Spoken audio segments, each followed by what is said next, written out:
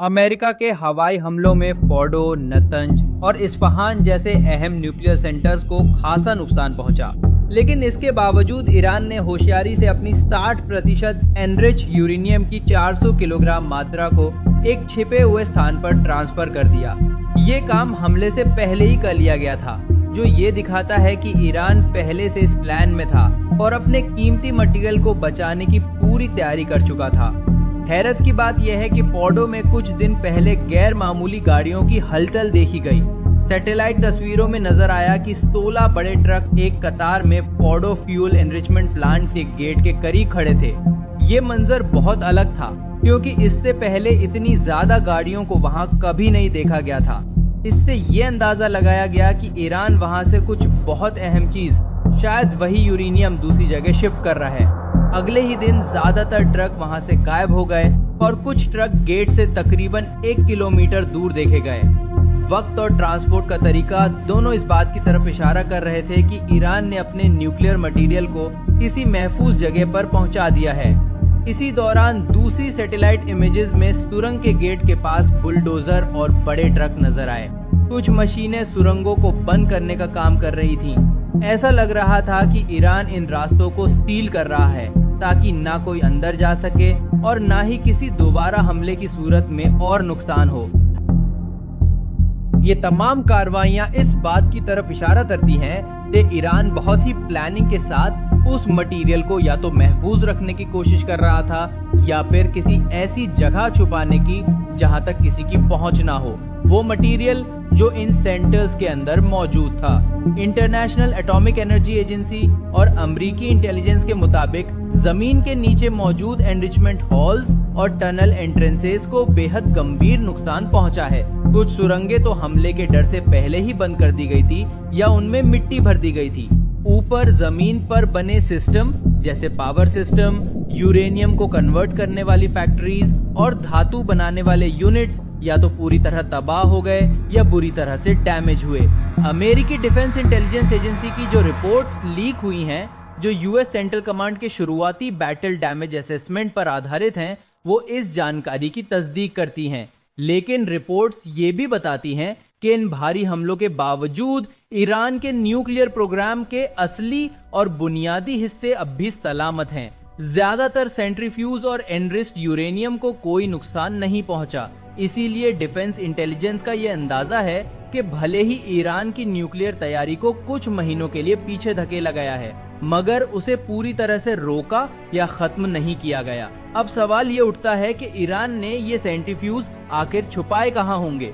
शवाहिद और एक्सपर्ट्स की राय बताती है कि ईरान ने फोर्डो से न्यूक्लियर मटेरियल को कई जगहों पर ट्रांसफर कर दिया होगा।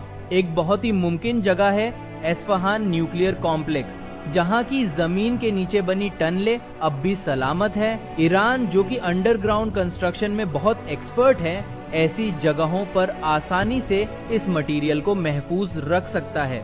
इस्फहान और नतांज जैसे बड़े न्यूक्लियर सेंटर्स के पास इतनी कैपेसिटी है कि वो इस मटेरियल को संभाल सके, भले ही उन पर हमला हुआ हो। लेकिन कुछ पार्ट्स अब भी काम कर रहे हैं। इसके अलावा ईरान इस मटेरियल को किसी सीक्रेट या अनडिक्लेयर्ड लोकेशन पर भी ले गया हो सकता है, जैसे मिलिट्री बेसिस जैसे पार्चिन या फिर अज्ञात अंडरग्राउंड बंकर्स। मटेरियल को अलग अलग जगहों पर फैलाने का एक ही मकसद है, अगर एक जगह पर हमला हो जाए तो सारा कुछ एक साथ बर्बाद ना हो। अब इसे एक सादा एनिमेशन के जरिए समझते हैं। सेंट्रीफ्यूज एक खास तरह की लंबी ट्यूब होती है। इसके नीचे एक तेज घूमने वाला मोटर होता है और ऊपर से एक फीडिंग ट्यूब जुड़ी होती है। यूरेनियम को एक गैस की शक्ल में, जिसे यूरेनियम हेक्साफ्लोराइड कहते हैं, इस ट्यूब के अंदर डाला जाता है। जैसे ही मोटर तेजी से घूमता है, भारी यूरेनियम 238 नीचे चला जाता है, जबकि हल्का यूरेनियम 235 ऊपर की तरफ आता है। ऊपर के हिस्से से यूरेनियम 235 को अलग कर लिया जाता है और नीचे बचा हुआ यूरेनियम 238, जो अक्सर हरे रंग में दिखाया जाता है, रह जाता है। इसी प्रोसेस को इनरिचमेंट कहा जाता है। अब अगर यही इनरिच्ड यूरेनियम 90% तक खालिस हो जाए और इसे रॉड्स में कंप्रेस कर दिया जाए, तो फिर न्यूक्लियर बम कुछ इस तरह से काम करता है। इस बम का सबसे अहम हिस्सा है यूरेनियम 235 का हॉलो प्रोजेक्टाइल रिंग, जिसका वजन करीब 84 पाउंड यानी 38.4 किलो होता है। इसके सामने जुड़ा होता है टारगेट रिंग, जिसका वजन लगभग 53.2 पाउंड 35.6 किलो होता है। प्रोजेक्टाइल रिंग अंदर से खाली होता है ताकि टारगेट रिंग आसानी से उसमें फिट हो सके। इस सारे मैकेनिज्म को एक्टिवेट करने के लिए 3 इलेक्ट्रिक गन प्राइमर्स इस्तेमाल होते हैं। ये प्राइमर्स उसी जगह पर होते हैं जहां कॉर्डाइट चार्ज रखा जाता है, एक विस्फोटक पाउडर जो प्रोजेक्टाइल को तेजी से आगे की तरफ धकेलता है। ये सारा सिस्टम एक 6.5 इंच या 170 मिलीमीटर की स्मूथ बोर गन बैरल में फिट होता है।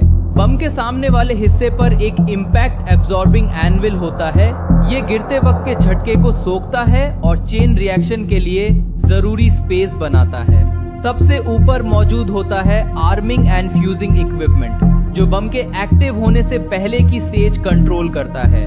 अब चलिए बम के बाहर के हिस्सों को देखें। ये है बैरोमेट्रिक सेंसिंग पोर्ट्स और मैनिफोल्ड्स, जो ऊंचाई को नापते हैं और फिर एल्टीमीटर को सिग्नल भेजते हैं कि बम को किस ऊंचाई पर एक्टिवेट होना है।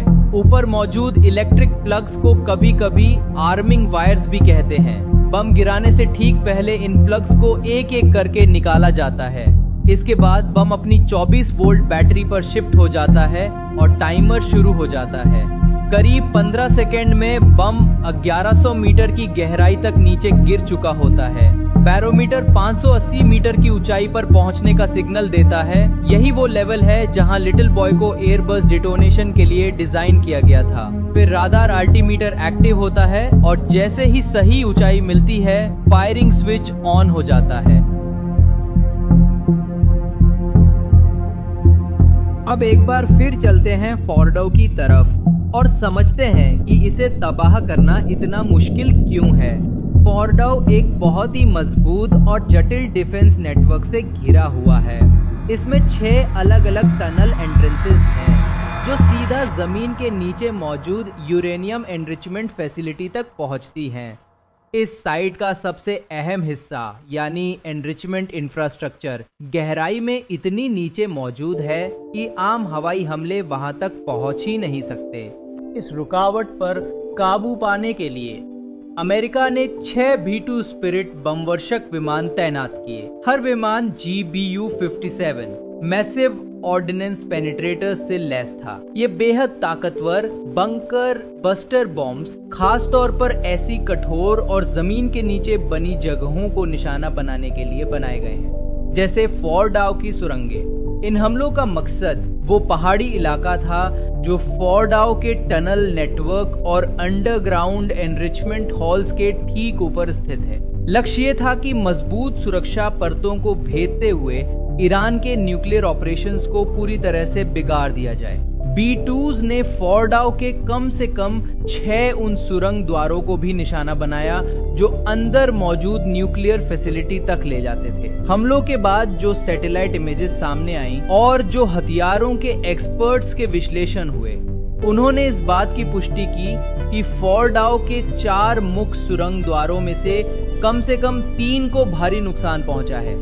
इन सुरंग द्वारों के पास बड़े बड़े क्रेटर्स साफ नजर आ रहे थे, जो ये दिखाते हैं कि वहां सीधे बमबारी हुई और अंदर का सारा इंफ्रास्ट्रक्चर बुरी तरह तबाह कर दिया गया। हम ऐसी वीडियोस खुद बनाते हैं शुरू से लेकर अंत तक, तो सब्सक्राइब